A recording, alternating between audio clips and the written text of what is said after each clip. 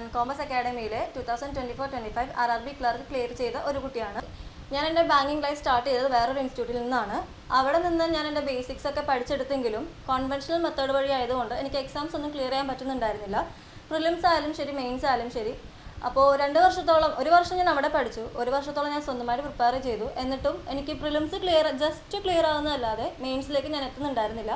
Mains exam വളരെയധികം cut ഓഫിൽ നിന്ന് വളരെയധികം താഴെയായിരുന്നു എൻ്റെ സ്കോർ. ഏപ്രിൽ 2024 ഞാനിവിടെ മെയിൻസ് ബാച്ചിലേക്ക് ജോയിൻ ചെയ്തു. ഇവിടെ വന്ന് ജോയിൻ ചെയ്തപ്പോഴാണെങ്കിലും എൻ്റെ മെത്തേഡ് വളരെ ഡിഫറെൻ്റ് ആണ്. മിസ് ഇവിടെ പഠിപ്പിക്കുന്നത് മെയിൻസിൻ്റെ കോൺസ് ആയാലും ശരി, റീസണിങ് ആയാലും ശരി, ഇംഗ്ലീഷ് ആയാലും ശരി, വളരെ ഷോർട്ട് മെത്തേഡിലൂടെ വളരെ ഈസി ആയിട്ടാണ് മിസ് നമുക്ക് ഓരോ ക്വസ്റ്റ്യൻസ് എങ്ങനെ അപ്രോച്ച് ചെയ്യണം എന്നുള്ള രീതിയിലാണ് നമുക്ക് പഠിപ്പിച്ചു തരുന്നത്. സോ ഞാൻ എൻ്റെ ബേസ് ഉൾപ്പെടെ മെയിൻസ് ലെവൽ എക്സാം വളരെ രീതിയിൽ അപ്രോച്ച് ചെയ്യാൻ പഠിച്ചു. കോൺസിൻ്റെ സെക്ഷനിൽ പ്രിലിംസ് മാത്രമല്ല, മെയിൻസ് ഉൾപ്പെടെ ഹൈ ലെവൽ ക്ലാസ്സസ് ആണ് നമുക്കിവിടെ പ്രൊവൈഡ് ചെയ്തുകൊണ്ടിരുന്നത്. സോ നമുക്ക് എക്സാം എഴുതുമ്പോൾ തന്നെ മനസ്സിലാവും നമ്മൾ ആ എക്സാം എത്രത്തോളം സ്മാർട്ടായിട്ടാണ് അറ്റംപ്റ്റ് ചെയ്തിരിക്കുന്നത്.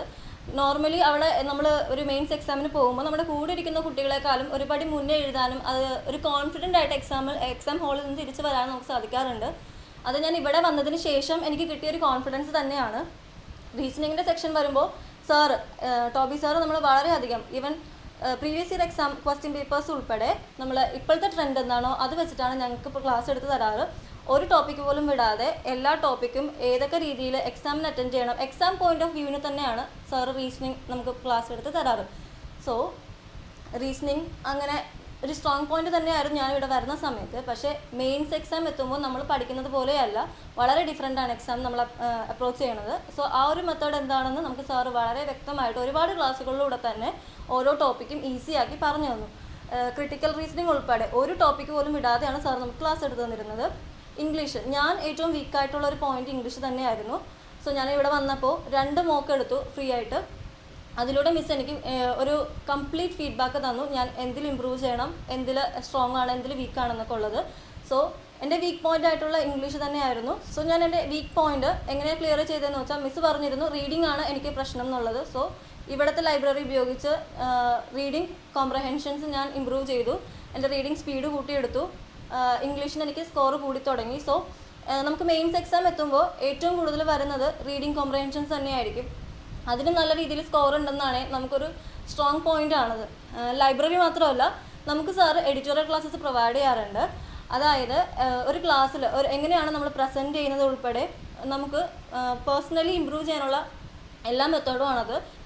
നമുക്ക് സ്റ്റുഡൻസിനായിട്ട് ഇൻറ്ററാക്ട് ചെയ്യാനും എങ്ങനെയാണ് നമ്മൾ കോൺഫിഡൻസ് കൂട്ടേണ്ടതെന്നും സംസാരിക്കുമ്പോൾ എങ്ങനെയാണ് സ്ട്രോങ് ആയിട്ട് സംസാരിക്കേണ്ടത് എന്നൊക്കെ ഉള്ളതിൽ ഒരു ക്ലിയർ ഐഡിയ നമുക്ക് എപ്പോഴും കിട്ടും. ഇത് നമ്മൾ വന്ന് ചേരുമ്പോൾ തൊട്ട് നമുക്ക് കിട്ടുന്ന ക്ലാസ്സുകളാണ്, കണ്ടിന്യൂസ്ലി നമുക്ക് കിട്ടുന്ന ക്ലാസ്സുകളാണ്. അതുവഴി ഞാൻ എന്നെ തന്നെ നല്ല രീതിയിൽ ഇമ്പ്രൂവ് ചെയ്തു. നെക്സ്റ്റ് ഒരു പോയിന്റ് എന്ന് പറഞ്ഞാൽ GK ആണ്. GKക്ക് നമുക്ക് വീക്ക്ലി ടോപ്പിക്സ് വരും പഠിക്കാനായിട്ട്.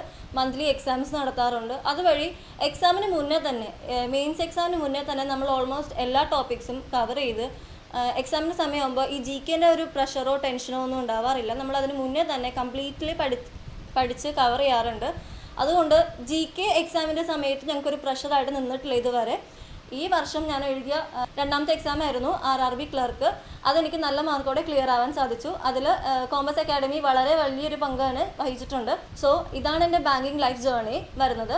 സോ എന്നെപ്പോലെ മെയിൻസ് മാത്രമായിട്ടാണെങ്കിലും പ്രിലിംസും മെയിൻസും ആണെങ്കിലും വളരെ ഒരു നല്ല ഓപ്പർച്യൂണിറ്റി തന്നെയാണ് നിങ്ങൾക്ക് കോമേഴ്സ് അക്കാഡമി തരുന്നത്. സോ ധൈര്യമായിട്ട് നമ്മൾ മിസ്സിനെ സാറിനെ ബ്ലൈൻഡായിട്ട് ഫോളോ ചെയ്തുകൊണ്ടാണ് നമുക്ക് നല്ലൊരു റിസൾട്ട് കിട്ടിയത്.